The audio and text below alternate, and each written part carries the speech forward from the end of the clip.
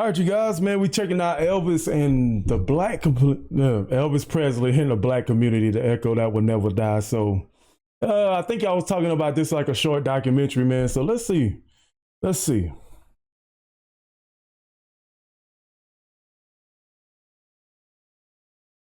I thought he was a very beautiful and still is Al Green. A very beautiful person, and his memory shall probably forever live on. Well, you ain't another corner rabbit. You ain't no friend of mine. There is no room in this city for the vulgar performances of Elvis Presley. It's shocking. I watched him gyrate his legs and swivel his hips. And our parent-teachers group feels he should not be on television. We've set up a 20-man committee to do away with this vulgar, animalistic, nigger rock and roll bar. Whoa, whoa. Oh, y'all was bold. Y'all, that was bold. That was bold. How do you see? And that's a testament. That's a testament. Because that kind of language, that's a telling where he learned from too. And y'all said that he had a Baptist background and he grew up around black folks. So when he says that, you know what I'm saying, hey, that's more testament to his greatness. This vulgar, animalistic, nigger rock and roll bar. Our committee will check with the restaurant owners and the cafes to see what Presley records is on their machines, and then ask them to do away with them. You've learned anything from the criticism level, did you? No, I haven't. You haven't, huh? Because I don't feel that I'm doing anything wrong. You ain't nothing but a hound dog, crying all the time. Rock and roll has got to go. And go it does at KWK. We're all through playing rock and roll records. This week is record-breaking week here at KWK. And after this week, no more rock and roll will be played on the air. The obscenity and vulgarity of the rock and roll music is obviously a means by which the white man and his children can be driven to the level with a nigger. It is obviously nigger music. Interesting. That's interesting. So they was calling rock and roll Negro music back then. They was calling rock and roll Negro music. So the rock and roll that we see today versus in the last 30 years from what I've seen is actually a caveat to what was established back then when Elvis was living. And they called it Negro music. That's interesting. That's interesting because that's still today a lot of people will say that's white folks music. You know what I'm saying? Children can be driven to the level with a nigger. It is obviously nigger music. Everybody mostly turned him down. And because first thing he had Negroes' ways. This is what they didn't, really at that time, they didn't want to accept. By black performers, and he, in essence, because of at that particular time, the kind of backwards mental capability that many people had as judging a person because of the color of their skin is somewhat still does exist. But back then it was worse, and he actually, because of him being a Caucasian brother, he was able to do away with that whole thing. Yeah. He's 77-year-old Early Wright, a disc jockey at radio station WROX in Clarksdale for 45 years. Hi there. Pleasant good evening, ladies and gentlemen. How do you do? This is your soul man to be with you until I get through. I want you to stand by, don't have no fear. Following Jay's show, should I play one like this one from out of here? Elvis Presley. I miss hearing radio jockeys like this, man. I like that. Until I get through. I want you to stand by, don't have no fear. Following Jay's show, should I play one like this one from out of here? Elvis Presley.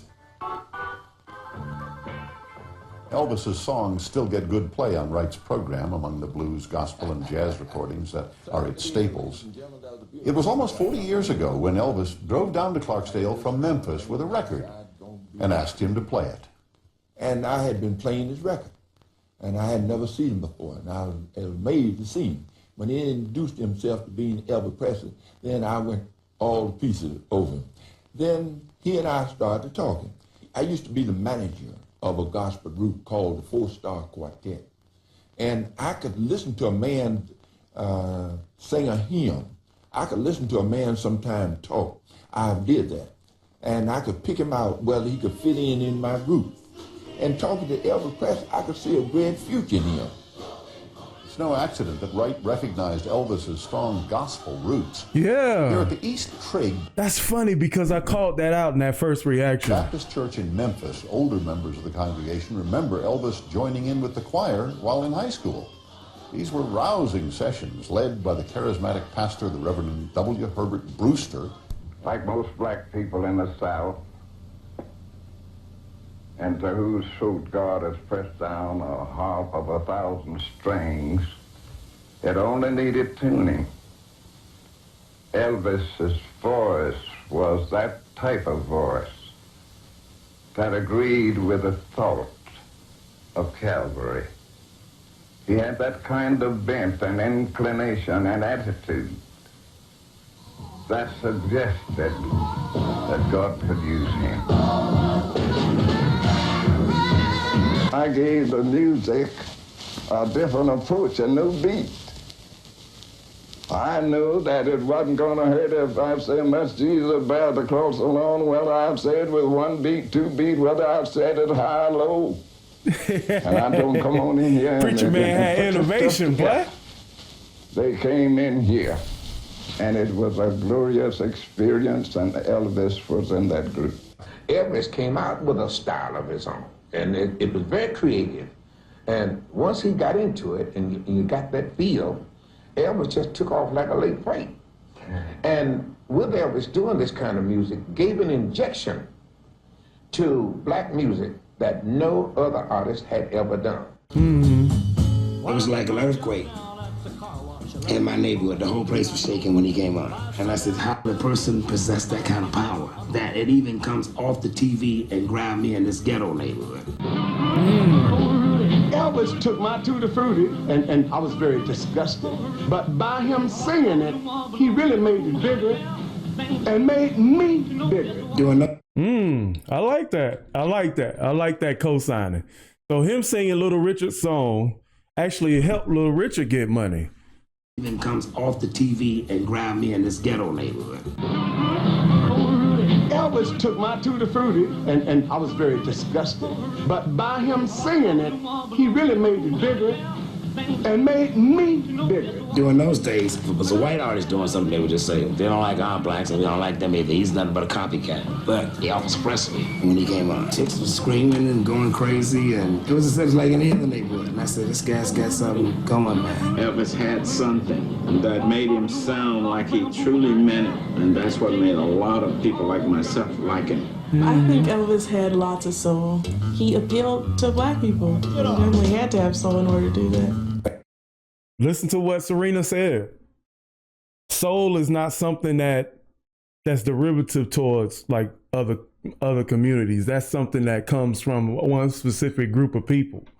You know what I'm saying? Like when I talk about musical influences and stuff, that's not meant to be racist. If somebody has like Michael Jackson, James Brown, Boyz II Men type of musical influence, man, you're going to amalgamate those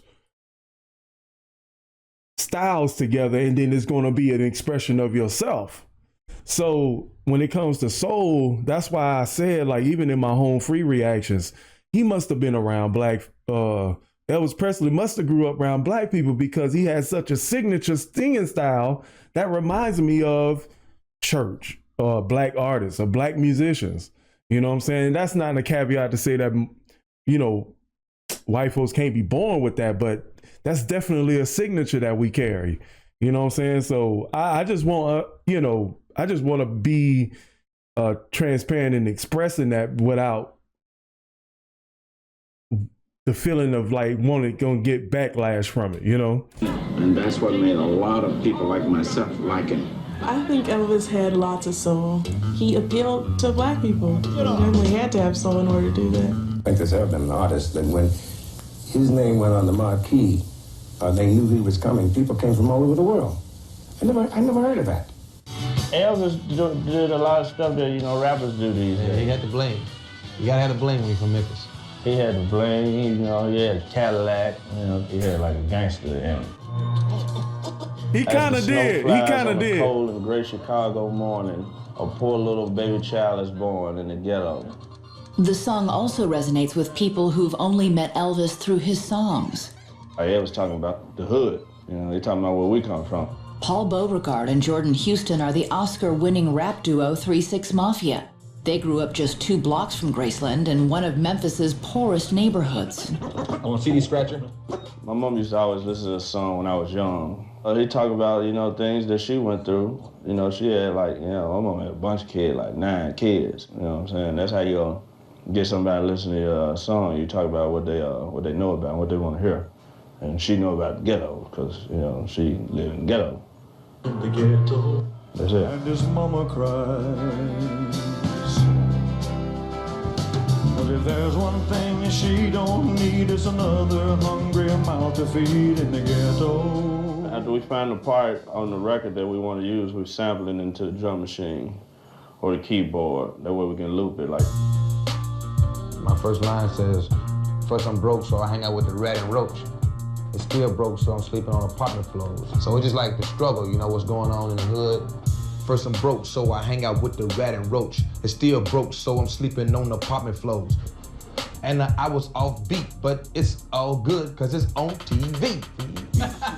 maybe do some edits, make me look cool, maybe put my name in the credits. And once we have all that ready, you know, we load it into the drum machine and then pay out. So he starts to roam the streets at night, and he learns how to steal and he learns how to fight in the ghetto. Survival is an everyday task. Watching your back for the man wearing the mask. I say you might get stuck if you in the hood looking like it came up. We ride old school whips, high off the ground right beside a player hill. It ain't bad as it seems. We still stay fly, looking so clean. First I'm broke, so I hang out with the rat and roach. And still broke, cause I'm sleeping on apartment floors. The killers get up, kick when they smoke a brick. I never seen a drug dealer ever call it quits. The hood struggle is to make it, gotta get the change. See, every day is like a dark cloud full of rain. The feds tapping for it's dangerous when you hood trapping. So don't get lost in the sauce, slinging cold crackling.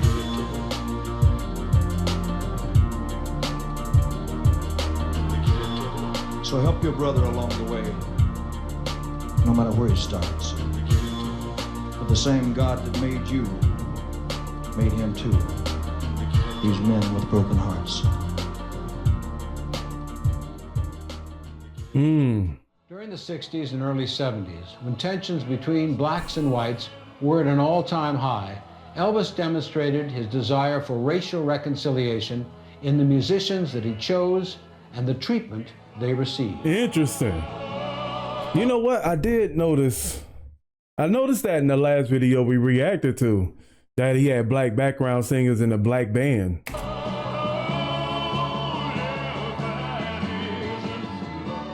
When we first decided to take the gig with Elvis, we had no idea that there would be any racial flag regarding it. Our first racial encounter was when we went to Texas. Elvis was told by his people that, well, you can leave the black girls home. You don't have to bring them. So Elvis wasn't going to do the Astrodome unless his girls could be with him. And he demanded that we be given the star treatment. We had to be in our convertible where everybody could see us, and our little blonde could drive us. And that was his statement. You don't like it? Deal with it, or I'm not going to be there. And I thought that was very big of him. When I joined the group in 1972, They took a big chance because there were no blacks in contemporary or Southern gospel music. Clap it up for them, man. One, and it made all the headlines and everything. It was in Billboard and all the newspapers in Tennessee. And my first time meeting Elvis was, he had a folder full of clippings of things that he had read about me. As a matter of fact, the Imperials brought me to his suite and he gave me this folder with all the clippings, and he personally welcomed me into the family. And for a guy who, you know, didn't really know where he stood, this was very important. He acknowledged my presence and, you know, made me feel very much a part of what we were all doing. And right away, he treated me like he'd known me for years. He gave me one of those TCB chains and everything, and I was just one of the guys, and I never forgot that. And I've been around him with other people of color, and I've only seen him give love. He was very generous to people that he didn't even know. You didn't have to be of any racial persuasion for him to love you. And you know, you know how rumors get started when there's a big star or something. The people will start rumors. Well, he doesn't like this kind of people, or he doesn't like those people. I will say attest to that, because I've heard that they said that somebody said in the last video, the first reaction was that, you know, he never sung songs more that he didn't believe in. So the song that he did towards for Martin Luther King, they said after that particular show, like, he never sung that song again. But I don't take that as a meaning of, or a diss, you know what I'm saying? He dedicated it to MLK, so he just left it all out there on stage. But I have heard over the years, and I think that's probably one of the reasons why I kind of stayed away. But this is, I'm actually like, this is actually changing my perception on Elvis. Get started when there's a big star or something. The people will start rumors. Well, he doesn't like this kind of people, or he doesn't like those people or that people. And I never got that from him. But you know, Elvis is a whole nother thing. It's just, I think it's scary to even be compared to people in that, like, you know, I mean, because he's such a big talent, and in his absence, of course, he's bigger than in his presence. And music marks time, so in this time period, what Elvis was to his period would be something totally different. Well, I think rock and roll, I mean, what he brought to Vegas is more than rock and roll. I mean, I think there's so much going on out here on the entertainment front. Like right now, you'll see the likes of Celine Dion and Tony Braxton. It's a lot going out here. You know what I mean? As far as rock and roll is concerned, it's great. I mean, Elvis Presley was able to do things that haven't been able to be duplicated to this day. Black American music influenced Elvis. The fact that people say, well, he's the king of it all, king of rock and roll, is a slap in the face to those that made the music possible in the first place. Right. So let's go back. Let's go back to the beginning of the video where the white man was what a guy was talking about, you know, his nigga music, basically. He said his nigga music. So if he's saying that his nigga music, rock and roll, is definitely something that came from black folks, just the same with Jimi Hendrix, you know what I mean, and other people. And for them to call him the king of rock and roll, I can understand his sentiment with saying it's a slap in the face, in a way. You know, it's a slap in the face. Who actually gave him that title? You know what I'm saying? That has to be a title that's earned. But you got to know your history on things, where it come from, man. You just can't claim it because, you know, somebody did well with it. You know what I'm saying? You got to understand who established what. You know what I'm saying? So let's go back. Black American music influenced Elvis. The fact that people say, well, he's the king of it all, king of rock and roll, is a slap in the face to those that made the music possible in the first place. Not to say he wasn't brilliant. I think he was a fantastic, talented singer. I don't think he ripped them off. I think once something has been exposed, anyone can add or take from it if they like. He was just so great, so popular, so hot, so anything that he played, it became a hit. Yeah. To me, they didn't make a mistake when they called him the king. The only thing I want to... Elder had a good sense right there. Elder had a good sense. Just because it's the same, it's the Eminem effect pretty much when it comes to hip hop. It was some established, and he became the king lyricist, basically. Like, it's not necessarily that he took it or he's doing some kind of cultural appropriation. Let's get off that woke narrative. But he took it and he made it his own. You know what I'm saying? And he was happy about it.